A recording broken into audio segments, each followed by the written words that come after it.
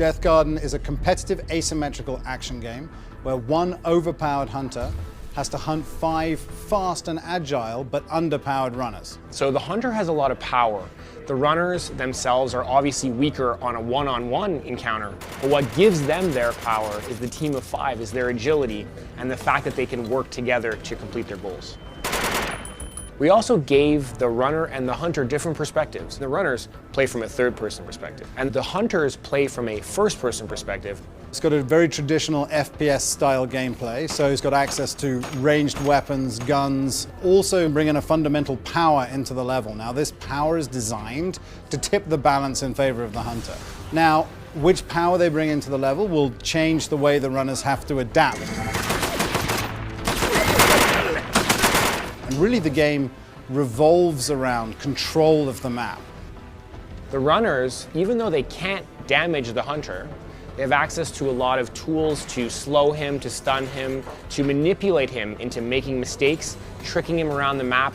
And that difference of FOV really can create these unique moments where a runner will be hiding in grass, let's say, and the hunter's right beside them, but they can't see them because of that difference.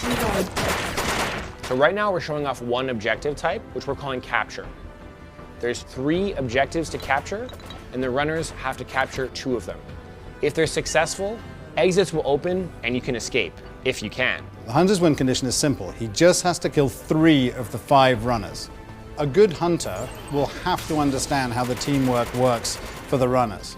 Because at the end of the day, if the runners gain control of the map through their good teamwork, the hunter will just be chasing shadows. And even those empowered with all the abilities of the weapons and the powers to be able to strike back at them, if you can't find them and break that team dynamic, then he's going to start losing control of the game. We're making a procedural game that forces you to think on your feet. Every time you play, the map is different, the layout is different, where the objectives are is different. You can't pre-learn that. You have to think on your feet and do it when you get into the game. So we wanted the game to be very responsive. We wanted to have elevation in the game, and we wanted to have this responsiveness and elevation create amazing chases. We don't want every encounter to end in a death. We want escapes and chases and coming back into the game.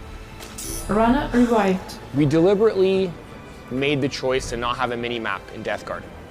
How do people know where everyone's going? How do I play as a team, as a runner? We built a mechanic for runners, which we're calling marking. That allows runners to shoot any crate in the environment, even the objectives. And by doing so, it reveals it to everyone in the map for 30 seconds. This allows people to kind of build the map awareness by doing an action in the game. But as we move forward, we want to add more and more abilities and powers and weapons, and the core system will adapt to that. So it's very important for us, especially in an asymmetrical multiplayer game, to be able to see how people are going to start interacting with the suite of options we've given them. Our objective is competition before anything. So we're really no pay to win and no grind to win. So if we were ever to release new skills, everyone would have access to them. What we love about the game is that it's a classic video game adage that it's easy to play and hard to master. And it's what we really want to do with the choices is add more and more potential depth. You don't have to take on all these choices at an early stage, but the core concept of working together as a team is the most important thing in the game. So as long as you understand that, anything we add on top of that is just going to make the game better over the long term.